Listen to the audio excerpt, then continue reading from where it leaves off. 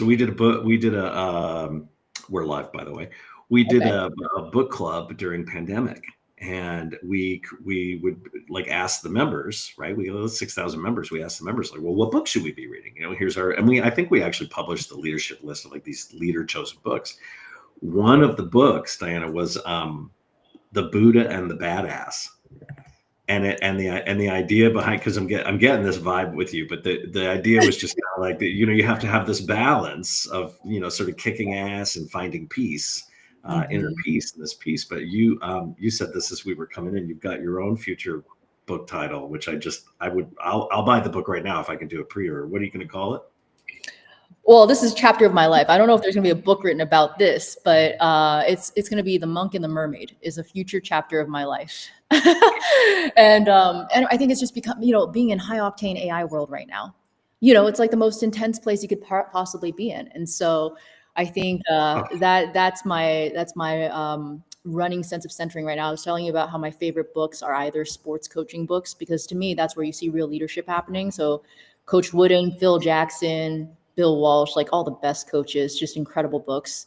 But I think Phil Jackson, to your point of being, you know, both Buddha and the badass, like he pulled a lot of meditation into his coaching and a lot of Zen Buddhism into his practices. So like really, really interesting stuff there. And then obviously all the soul work. I can give you a whole list of shadow work books that I love. And also built, one of the first GPTs I built was it was a soul teacher GPT that was based on all the sports coaches, and then threw in like Lao Tzu and some of the great teachers, Michael Singer. And it does a lot of my like shadow coaching. So essentially just really looking into my journal entries, understanding my blind spots, finding the gold, you know, the gold in the shadows. So yeah, I mean, you got to find the balance. There's a way to do this. Yeah. That's super impressive. Are you, do you have any stoicism thrown in there? I do from time to time. So the meditations, Marcus Aurelius, all that stuff, good stuff. But for me, I have leaned heavier into Zen Buddhism. Like that's really been where I've gone. But I love also, you know, all practices, basically. I love it. We live, we're actually out in Bastrop, Texas, which is just outside of Austin. And so Ryan Holiday, who's kind of a big name within the world of Stoicism, right? He's got a little podcast, and I say little podcast, just talking on my little podcast. But he's got some really interesting guests. But he has a bookstore down on Main Street in Bastrop, which is just probably the coolest bookstore I've ever been. And it's just got a really great selection of like Buddhism and Stoicism, and then these really great diversity, you know, of authors, and really, really great collections. We could talk books all. We don't even have to talk about AI agents. We could just talk about books. This would be so many recommendations. I have a whole list for you, but yes. Oh, I love it. Well, and I love this idea of shadow coaching too. That's there's a whole nother piece there as well. I talked to you all day, it looks like. The shadow coaching is particularly relevant, I think. I mean, there's people, I'm always at conferences and folks are asking me, like, especially TA folks, are like, how do you use GPT? And I explain like, okay, so there's shadow coach, right? I used to journal a lot. I still journal a lot. And so I used to write my journals down. So for me, you know, the way I think about it is you have amazingly creative artists, which I'm not. But if I'm like a, you know, crazy creative rapper, I would rap about my life and be like, this is all the stuff going on. And this is like, you know, that's how you process everything. For me, it's writing journal entries. And so the journal entries, a blank slate, is really interesting because essentially what I would do with GPT is once I built the soul teacher, just audio. I'd talk to it and be like, here's the situation. Yeah. And it was just trained to understand, here's the gold and the shadow, here's the blind spots that you have. Also, I had it work on shadow dynamics, so identifying all the different shadow characters inside my persona, so with Jungian work. So it's really good at doing that. And over time, what ended up happening is it massively accelerated my emotional resilience curve, because essentially like I could have a emotion come up, let's say frustration or anger, and then pour it into the shadow teacher and it would instantly recalibrate. So you don't need that time to sit down and be like, I got to wait to see my therapist, my XYZ, my thing, and blah, blah, all this sort of stuff, like sleep on it. No, you just get a reality check really quickly and you're like, it's interesting. Yeah. It's not it sounds like, Dana, what I think I hear you saying, it's not a replacement for like executive coaching. It's not a replacement for mentoring. It's really more of kind of a guttural check or a reminder of kind of some of your baselines to just kind of calibrate, like a quick, it's like shaking the compass, right? Like that sort of thing. Yeah, ooh, exactly. There's a good title for a chapter, Shaking the Compass. Yeah. How many books are we going to come up with on this conversation? A bajillion. All of them. Well, I'll argue about before we get off of this. I think you are going to be an artist in some form. As I continue to age, I have a growing appreciation for people who are passionate about their work and passionate about topic and just lean all the way in to be better at that and improve an industry. And I think that is an art. I can watch a movie and I really appreciate when a movie is well done, a storyteller well done, and I can already tell, Diana, like you are leaning all the way into the work that you're doing as well as yourself, and I love it. Thank you so much. That's very, very kind. If you're going to do anything, it's like, especially in venture world, you build a company, you give 10 years of your life to solving a problem worth solving. So it better be a problem that's truly worth solving that you care about. Yeah, that's not a small, as I'm in my 50s now, this is not a small chunk of time, 10 years. No, this is a significant investment. Yeah. It is. It is. Stuff. Well, you ready to get started? We can jump in. People didn't dial in to just hear us chatter. Let's go. We can go wherever we want to go. All right, here we go. Welcome to the Recruiting Community Podcast, the go-to channel for talent acquisition leaders and practitioners. This show is brought to you by CXR, a trusted community of thousands, connecting the best minds in the industry to explore topics like attracting, engaging, and retaining top talent. Hosted by Chris Hoyt and Gerry Crispin, we're thrilled to have you join the conversation.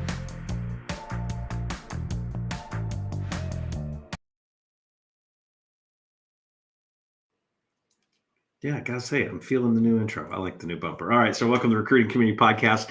We're bringing industry insights and updates in the form of, we think, fun conversations, all brought to you, of course, by the CXR Career Crossroads community. Look, AI revolutionizing hiring. It's hitting talent management. It's reaching into the workforce in all kinds of sort of unprecedented ways at a pace that is just outrageous, and it's really tough to keep up with. So we try to connect with folks who we think kind of have their finger on the pulse of what's going on. Today, we're going to talk to Diana Tsai. She is the co-founder of Upwage. And the idea is it's regarding these 3 waves of AI transformation she's going to talk to us about. So how it's kind of reshaping recruiting, leadership, and even job search. So there's good dial in there for those folks who are leaning all in on that kind of work as well. And the big question, right, is AI going to be a force of good in the future of work for us? And she might surprise you with her answer. Maybe it depends. A couple of things.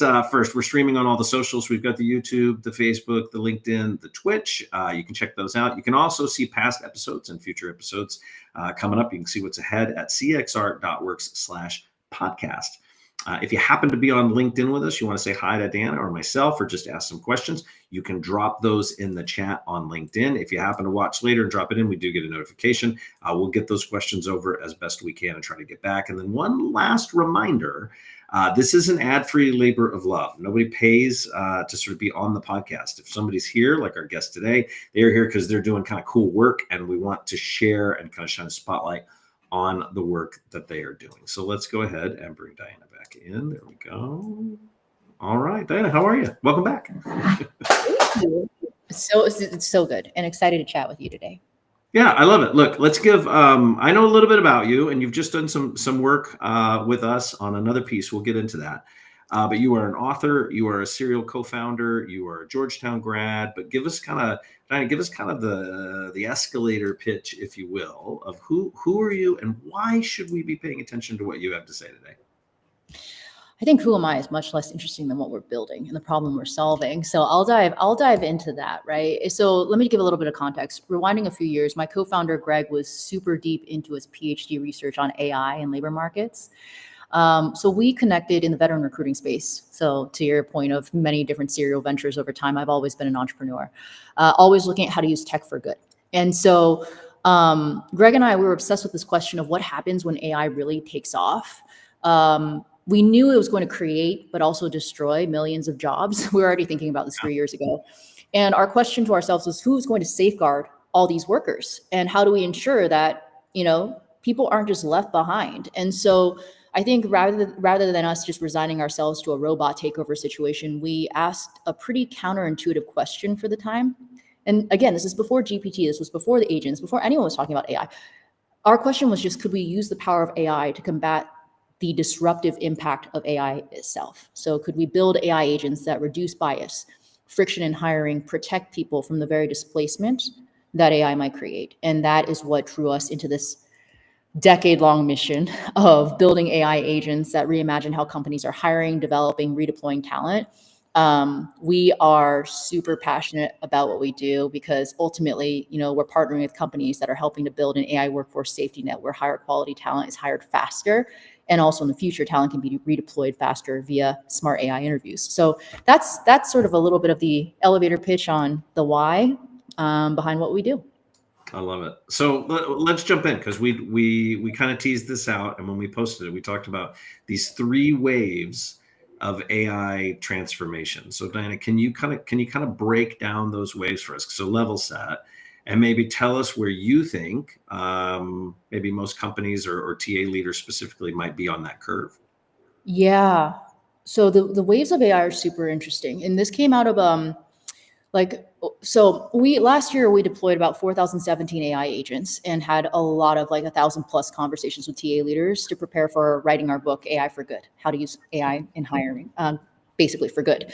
And so as a result of all of this context, Greg and I were talking, my co-founder Greg and I, basically, we were talking about what the next 10 years looks like. And we always try to future cast this out and get to a sense of how much conviction do we have around the future.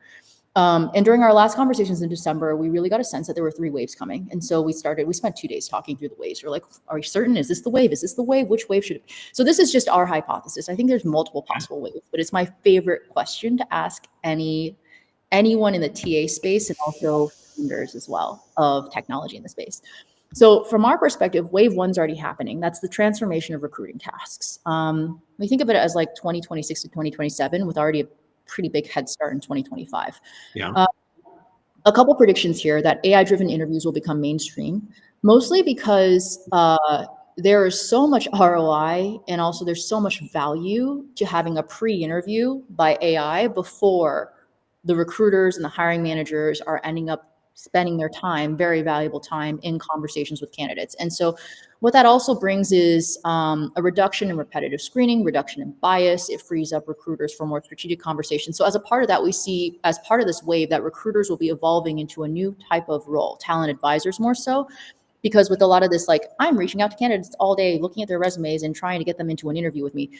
With those admin tasks removed off of their plate, we're already seeing the recruiters we're working with, they're focusing more on the candidate relationships, the employer branding, closer partnerships with hiring managers, sitting in conversations in the business to really deeply understand what they're looking for on top of funnel, and then also providing white glove services to internal candidates. So that's really exciting. It's bringing more humanness into the recruiting process. It's interesting. I'll just jump in there because the push has been for a very long time to transform recruiters from these order takers into these advisors, as long as I can remember, back into recruiting. And I think we're seeing a really interesting sort of relapse, if you will, since post-pandemic. A lot of leaders coming forward and saying, "Oh my gosh, we have sort of backslid into order taking. We have sort of fallen back into we're just being reactive. We're just waiting on the requests. We want to be part of the conversations. We want to be part of workforce planning. We want to lean back into this."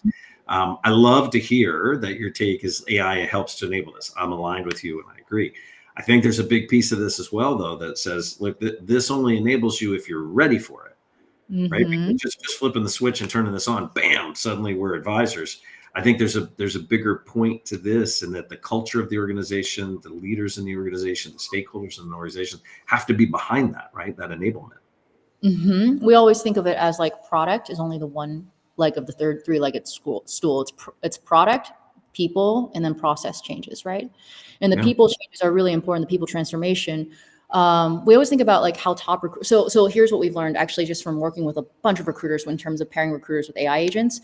We almost think of it as there's the AI empowered recruiter, which is what the era we're entering into. And in this world, the AI empowered recruiter is managing AI agents. That's what we've seen. And on the other side, the AI empowered leader is reskilling, training, and empowering their teams to understand hey, let's go hire agents too to help enhance our workflow. So I mean, the stuff that's really exciting there is when you sort of think about it through this framework of, as a recruiter, I can hire AI agents to support me in doing the parts of my job that, to be honest, the order taking parts of the job. Recruiters in our world are launching AI agents before clocking out. So they're engaging candidates they haven't had time to reach over the weekend. They're freed up to focus on strategic conversations within the company. They're also, I think, a key part of the component, by the way, the reason why this shift has been really difficult without generative AI is to be able to do this, you need to have AI agents that are actually good enough to function as like high functioning extensions of the recruiting team. So if you have basic, fairly terrible chatbots, it's not particularly useful because essentially it's creating a subpar candidate experience and also a watered down version of a recruiting experience that nobody really wants to have.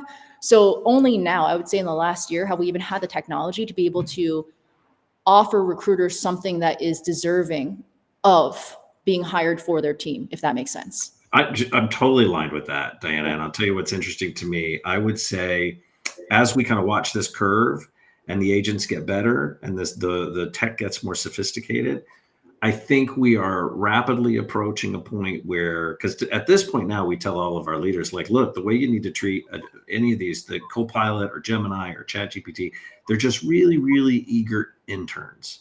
Mm-hmm. Like they want to do, they're really going to try, they're going to throw a bunch of stuff at you. You got to proof everything. You got to check everything. You can't just sit it on autopilot and let it run yet, because we're just not there. But to your point, I think, man, we're close. Like we're getting super close. We're super close. I mean, so it can really run the gamut, but we've seen teams build agents that have decreased turnover by 48%. We've also seen teams build agents that are fairly basic, like almost like glorified chatbots that haven't moved the dial that much, but help save a little bit of time in terms of knockout questions. So again, we always say like the quality of the AI agent depends on the quality of the TA team that we're working with. Always. Like it's like you can see monumental differences in terms of the agents that are created. I love that. Yeah. Yeah. Well, so how do you respond to concerns that like AI is going to widen inequities in hiring rather than reduce them? This is a fun topic, and I know you guys have a stance on this. But how do, like, if I'm a TA leader and I come in and I say, man, it's just going to widen the gap versus reducing the gap when we're talking about inequities in hiring? Like, what do you tell me when I ask you that?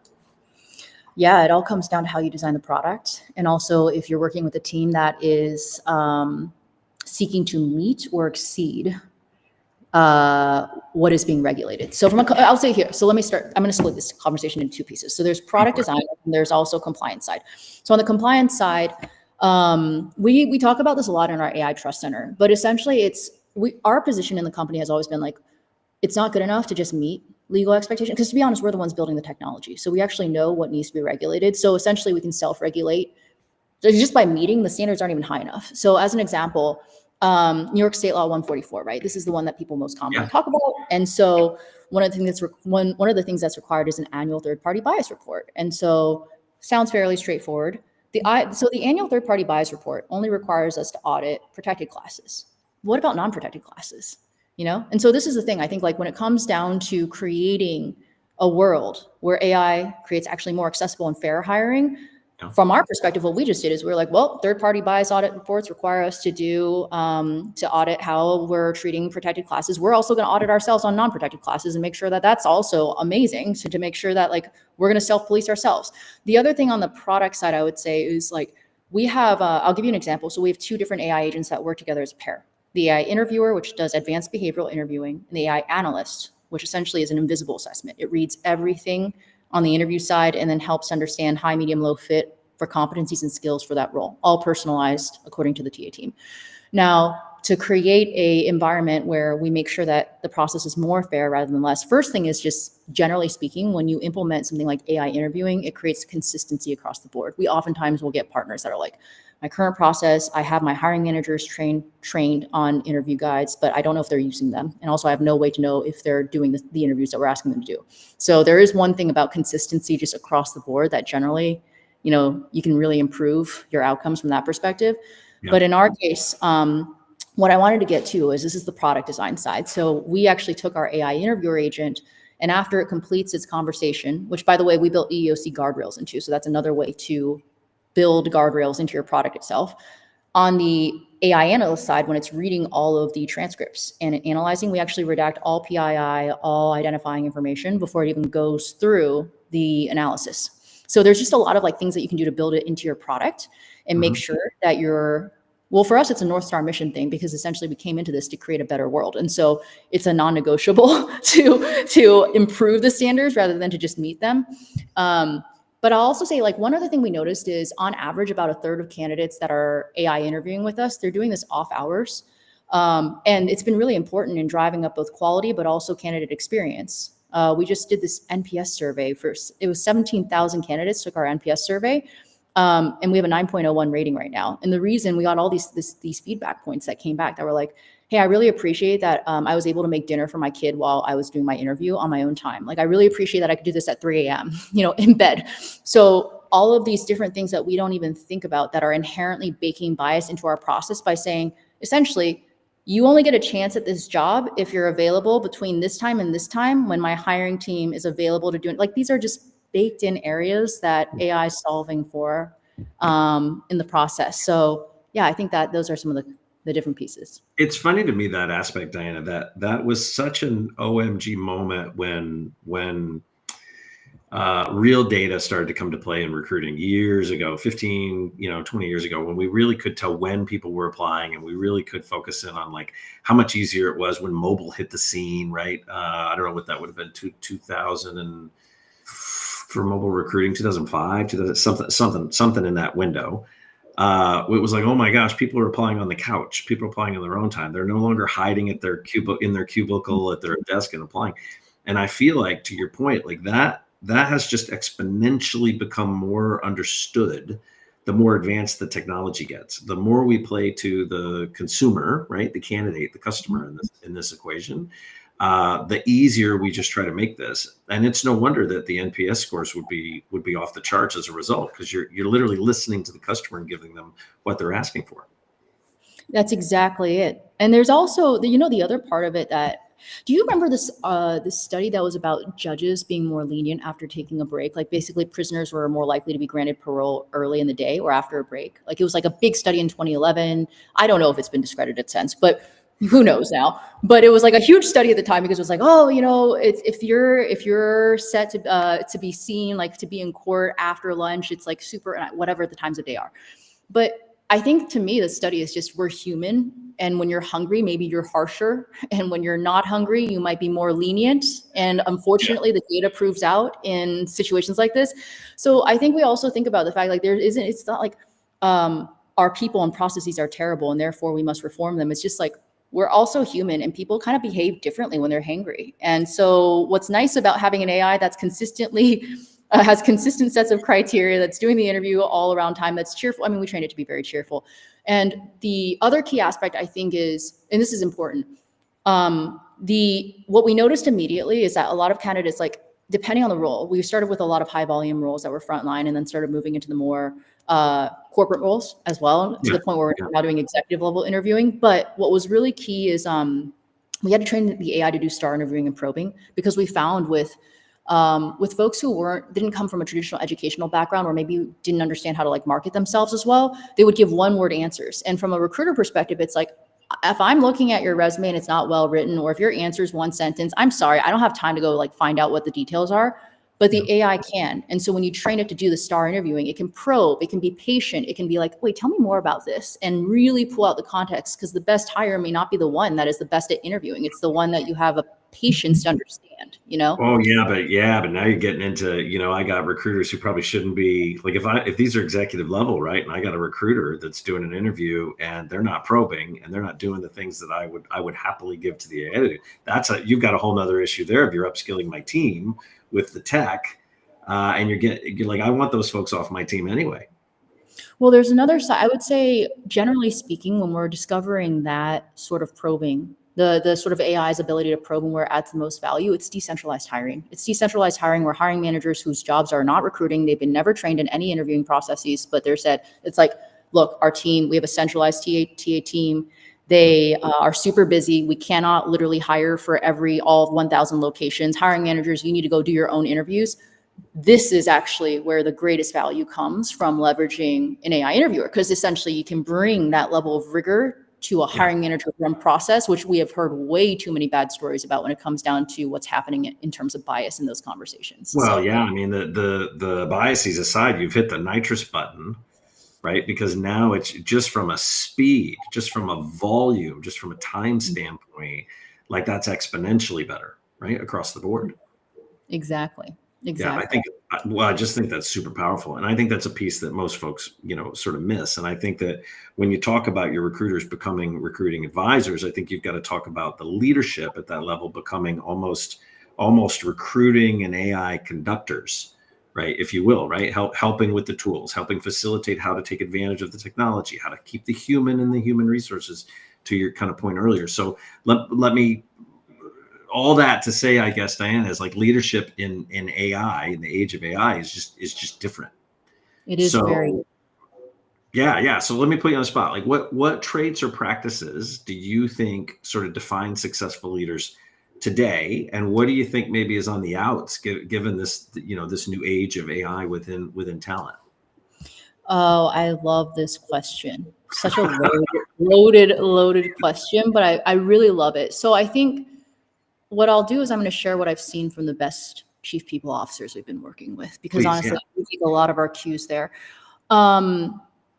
So one is so this is really interesting. The CPOs I've seen thriving in the age of AI, they're essentially looking at it as it is inevitable that we will have hybrid AI human workforces in the future. There's going to be a choice, though. Is that hybrid AI agent plus human workforce going to be sort of bifurcated in silos, where people are managed by people and AI agents are managed by the CTO and the CIO? Or is there going to be some kind of does the CPO own that? That's like a super interesting conversation we're finding emerging. And from a CPO perspective, what's been happening that we've seen is really effective is not only just saying, hey, here's technology and here's what we're trying to adopt and here's the productivity and all this sort of like time savings and everything that's from an ROI case makes sense from an AI perspective. This is our vision for the future of how our teams pair with AI, and also the hierarchical structure, the management structure. So if you think about it less as like, we're trying to just, widespread figure out how to use AI, and AI as a tool. So I just remove away from like AI as a tool. What I've seen with leadership that really works well is, who are we hiring? Like, which AI agents are we hiring? Why are we hiring them? Are we trying to hire AI agents to decrease turnover, to help my recruiters focus on more strategic tasks? And then next is, does my team want to hire these? Are they actually doing the job? So really making sure, because eventually really what you're doing is you're hiring team members for your team. So like you said, interns early on, you're hiring team members for your team. And the next key part of that is really understanding, okay, so what does that mean? So now that there's major time savings, they're not doing, your recruiters don't have to do 20 hours of parsing through resumes and trying to get people onto an interview anymore. And instead they have highly qualified candidates that are flowing through. What does that mean? Upskilling. So it's the upskilling, the reskilling, just the leaders that I've seen, the creative things they're doing right now. It's so cool to watch. We saw a team where one of the TA leaders is like, okay, this is really awesome. Well, we've never been able to actually provide white glove service to our internal applicants before. They're sort of running along the same path as our external applicants. Let's get the recruiting team now on actually coaching conversations, bring them in. Did they apply to the right job? Maybe we have time to figure out, did they apply to the right job? Do they even know there's 50 other opportunities that are better for them here? So, and that human touch. So I think that's really innovative and creative. I love that. But in absence of the understanding and the investment in reskilling and upskilling their teams, I actually think like it's such a huge potential loss, because really it comes down to the biggest success cases we've seen with AI agents paired with human recruiters. It's not about some like, oh, we're saving $500,000 in time savings. It's like, you can save $3 million in turnover. You can hire higher quality candidates that drive revenue. So TA is a revenue generating function for high performance and sales reps. Like, that's the kind of stuff that can be done. And those are much more interesting problems to solve. And they cannot be done with AI alone. They have to be paired with very, very, very, very awesome forward thinking AI empowered recruiters.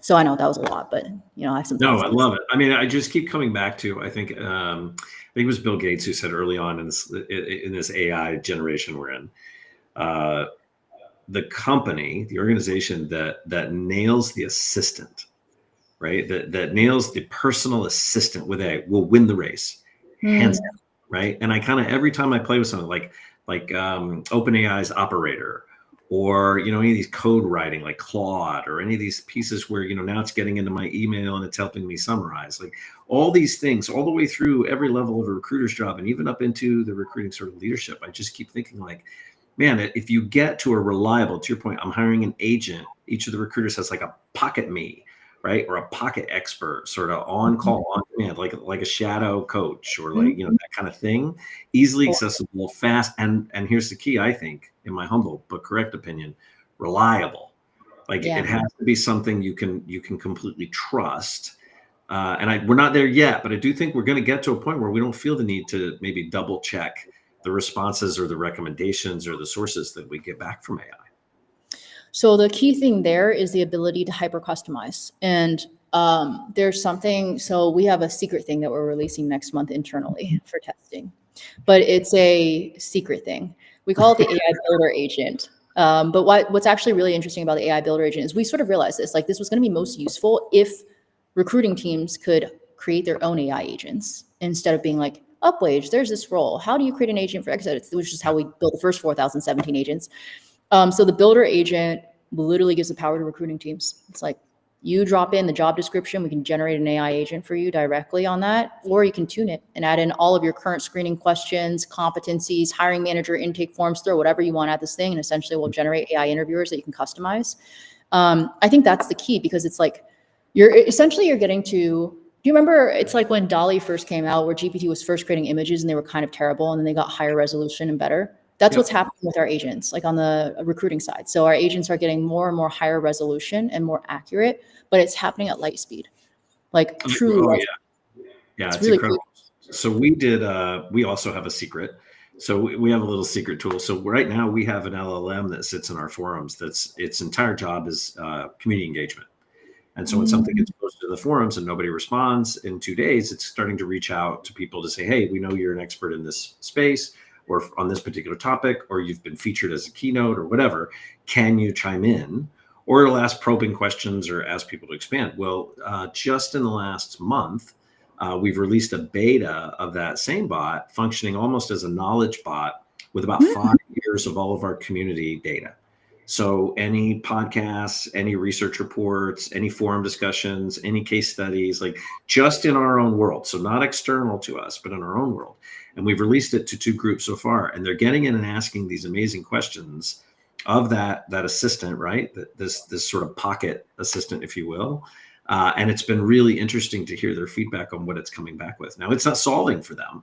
We don't have it in solve mode. If you ask for it to solve something, it's not going to do it. But what it is doing is pulling back benchmarks, case studies, conversations, and referring to experts that reside in the community. So we've taken that trust piece, that concern for trust and solve out, put the onus on solve, but then continue to sort of leverage the value of the community there. And I have to tell you, I think that's a differentiator between the way we see a lot of these little LLMs or these chat models implemented.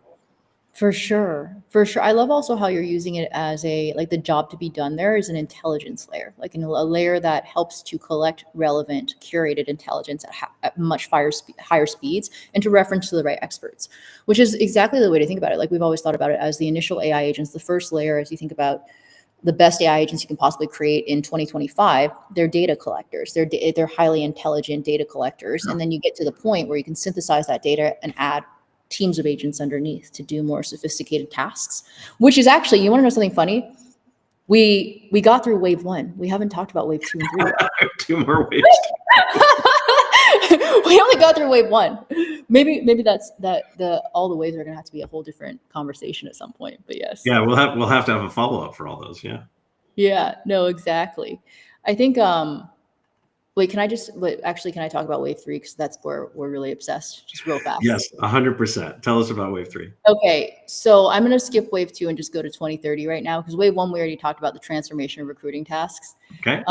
And the reason why I bring this up is just because wave 3 is like wave 3 is why I gave 10 years of my life, and Greg did too, to basically Upwage. But wave 3, so if you think about it, today we're building all these interviewing agents that eventually, when you have enough, you can create network effects. So I think you and I were talking about agentic AI at some point and how that's a hot phrase. The next hot phrase I'm predicting is going to be like somewhere around network effects of agents. So once you get to network effects of agents, then you can essentially build like a multi-agent system with another layer of agent on top of it. And so this layer of agent is what we want to get to in wave 3. So it's what we call like a universal interviewer that essentially can replace traditional applications.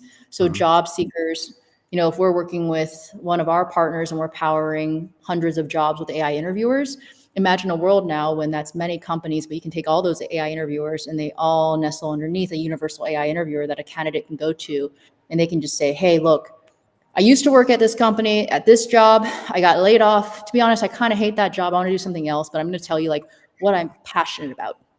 And then the universal AI interviewer would be like, oh, this is so interesting. Based on your skills and your passions, here's 57 interviewers that I'm connected to, interviewing agents. Let me actually go through their interviewing process and I'm going to parse it into one interview. Okay, it looks like it's going to take you 45 minutes to do this. So let me know when you're ready. We're going to go through this and I'm going to get you interviewed for all these jobs. And in the middle, if we discover through one of your answers that there's like 55 other jobs that you're qualified for, I'm going to bring those up for you too, in terms of other interviews that might be interesting for you. Sure. Everything to accelerate the process, because we just want to get to a world as soon as possible where layoffs no longer derail careers. And so this universal AI interviewer is our vision for 2030, but I'm getting inklings from our AI R&D team that we may be able to do this much sooner. I feel like such an interesting conversation. So I feel like when you start talking about network effects, in my mind, where you go is this atomic number. You have to hit a number of effective agents, if you will, in order to set something sort of on an autopilot. I mean, everybody saw the fun video last week with the gibber talk, the two AIs like, and you could argue, yeah, that's the last sound we'll hear as humans before we're wiped out. But also like it implies that there is so much potential in how fast, right, how rapid they can communicate. And it does bring a beautiful argument in for more blockchain technology into the processes. Because if I've got agents, to your point, if I have a community of agents, if you will, one that is, expertise in interviewing, one is expertise in sort of placement and availability, one is like these agents begin to complement each other. Mm-hmm. And at what point, Diana, do you think we get where it's like, look, the atomic number to replace recruiting, right? Or the atomic number to replace maybe even most of the people operation, right? Not necessarily from a leadership, but from an administrative side, is 5 solid agents that do XYZ, right? Or 3 solid agents within this component of talent. Because there is an argument that in 10 years, to your point, like maybe that interview is not needed because the agent identifies the fact that you've already done this interview, or you've already been screened for these skills, or why would I waste your 45 minutes over here when I know 3 months ago you did this? I just need to fill in these gaps, right? That sort of argument. So I would see it less as replace, and I'm a diehard optimist when it comes down to how you use AI. And this was the whole premise for writing the AI for Good book, because it was basically this decision there was like so much doom and gloom. It was like, the AI is going to replace everything. And I was like, you know what? We get to craft the future. We're humans. We're crafting the future right now. So we can make a choice. We have to create a story for what can be possible. And then this is the story that we want to make possible. So that's the story I'm working on, is like how to actually use AI to empower people versus to replace them, which is why I'm an optimist about all this. But I think maybe unreasonably so. So I think in terms of the future that I see like certainly HRS and ATS systems being replaced by AI agents, because what is the point of these systems? They're much slower and less effective. But the other thing is, I actually think the best metaphor for this probably comes from so I'm going to take us out of recruiting space for like 2 minutes and just talk about one of the hottest AI engineering tools right now out there. It's called Lovable, and I'm not making an ad for them because I have no affiliation to them. But Lovable is part of a cohort of new AI engineering tools. And of course, engineers are like, oh my God, no AI engineer can do my job, all this. So I went and tested Lovable because I was very curious. I was like, how fast can you build an MVP on this thing? No engineering experience. It blew my mind. Okay. However, here's the problem. And this is, I think, going to be where I'll pull it all back to our original theme. It only got 80% of the way there. Once you get 80% of the way there, it's very frustrating, because then there's all sorts of things you can't prompt. Like, how do I make this button do this one thing? How do I make this thing do this other? And so then essentially I was like, oh, wow, this is the new role of developers. It's this last 20%. So instead of them building an MVP that takes 4 weeks to build themselves, they now have an AI agent that potentially can do 80% of the upfront work faster with clients, and just do the last 20%. Which means they could do 5 MVPs in the time of 1, which means the quality of products and innovation goes up dramatically. Anyway, lots of ramifications. But I've been thinking about that last 20% as the last mile, and how that mile actually expands. So if you think about, with all that, like how to explore the level of quality in that last mile, that last 20%, that's what I see in recruiting too. It's like this. 100%, but the skills change. Yeah, 100% agree with you, but the skills change. So it's not an elimination of the people, right? Or the need for the people. What they do and how they engage Yes. completely And today changes. we're only seeing maybe 5 or 6, like we're seeing 5 or 6 new skills emerging, but within that little category of that last mile, it's exponential. There are hundreds of skills that are going to emerge, thousands of possibilities that come out of exploring that space. It starts with like, what happens if we're able to do white glove service for internal candidates? Goes into what happens if we're able to proactively coach? What happens if and there's all of these threads to pull on that we've never had a chance to, right? That's the part that I think. Yeah. Totally agree. Yeah, totally agree. To level set, so we're hearing agentic everywhere now, right? The term agentic. Can you give your quick definition of what does, if I hear this, if I'm a TA leader, I'm walking the trade floor, and everybody says we've got agentic AI or we've got agentic this or that, like what should I be thinking? What Or should just I like know about ignore that it. term? Just think about it as jobs. Ignore it because it's overused right now. So you can't really tell. I mean, I would just like look instead of being like, is this real agentic AI or not? Just be like, oh, cool. What's the job that your AI does? And then have them explain exactly what it's able to do, and keep probing as if you're trying to hire a person and be like, cool. Can I do this? Can I do this? Can I do this? Because really, it comes down to the fact that like AI agents are at all different levels of sophistication. So there's super simple basic tasks like, can an AI agent jump on a call with me and like transcribe and tell me what to do during the whatever, that all that sort of stuff, to much more sophisticated, can my AI agents do advanced behavioral interviewing and then assessments? Can they do active exit interviews? Can they predict retention? All these sorts of things. So I think of it as the word is so overused now that it's basically unnecessary. Really what you're looking for is the sophistication of job that the AI agent can do, and you're evaluating that. And so that's easy. Anyone can do that. Just start digging into the details of like, I would, if I were hiring someone for this, and you think about it as like, you could have an intern level AI agent all the way up to an executive level AI agent. We have very few executive level AI agents now. So I think that's the fun part to sort of dig into. Yeah, I agree. And so I'd love to hear you say that. And it's a great segue into some work that you recently partnered with us on regarding the AI RFI and RFP document. So for those who don't know, last year, we partnered with about 20 or so companies, both on the employer and the solution side, right? So vendors as well as practitioners, to come up with a list of about 20 questions that we felt, and we released it under Creative Commons, you should be asking any vendor who tells you there's AI involved. I'm going to throw the link up here. It's pretty easy on the screen. It's just, see it for those listening. It's cxr.org/AIRFIP, AirFIP, right? Where you can download that document. But then Diana came in with another group of folks. We've just done a revision to this work where, you know, as things evolve, we've got more content and more things that should be getting asked about. Diana, do you want to, I know you worked very closely with Gerry on this and a couple of others like Alec Murphy from JobSync and some other folks who really leaned in. You want to kind of just share your take? I know you guys also have a URL you may want to share. Yeah. So, I mean, from our perspective, when Gerry and I were talking about this, I was telling him about the Upwage Trust Center. And so essentially I was like, oh, here's a trust center. We've been doing all this.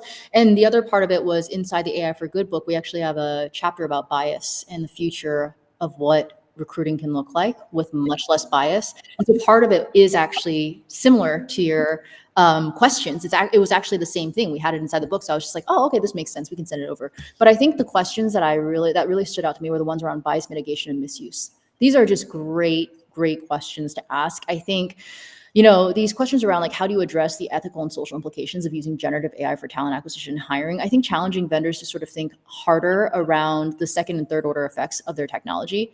Actually, one of my favorite things to do is to just throw into GPT, like, here's everything we're building right now. I'm a hyper optimistic founder. Tell me the dystopian future of if we get everything wrong. And I think this is actually very useful. Oh, actually, that could be, I just thought of that. Maybe that's a helpful exercise as well for companies that are evaluating vendors, is to just construct some alternate futures and also look into, it'll be really simple. You can essentially also throw in the technology that you're thinking about using, the AI agents you're hiring, and also ask for reskilling plans for your team.